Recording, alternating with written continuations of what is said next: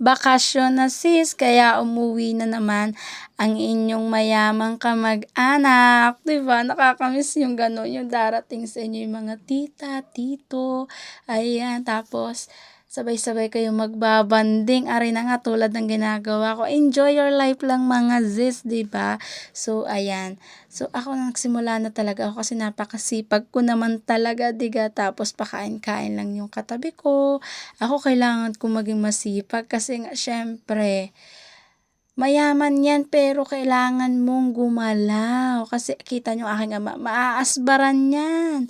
Tas kita niyo yung isang ito, alam niyo nagpapakitang tao lamang kasi wala naman siyang winawalisan, pero walis ng walis. Ano naman talaga mga sis ang aking kinasaya, itong mga pagkain na ito yung masasarap talaga na nakaka-miss, 'di ba? As in, kaya ngayong Holy Week talaga namang sinisigurado namin na magsasama-sama kaming magkakapatid except yung nasa ibang bansa kong kapatid na si Ate Karen. Siya ay busy pong nagtatrabaho doon bilang OFW.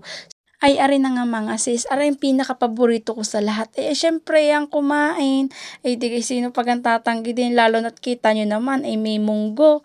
Ayan, mandaming pagkain, may mga pritong isda, may sagimis pa ito naman. So, andito na nga ako kaya naman binisita ko na rin ang puguan ng transplanters.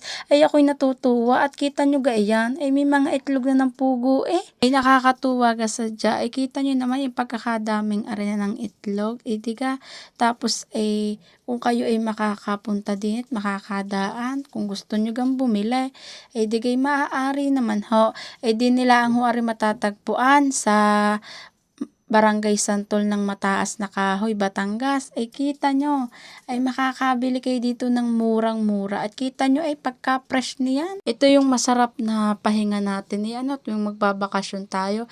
Yung tayo ay magbabanding-banding tulad niyan. Kami magti-tiktok muna diyan. Nga kung gusto nyo nga mapanood ay nasa TikTok ko lamang. Ay hanapin nyo na lang doon.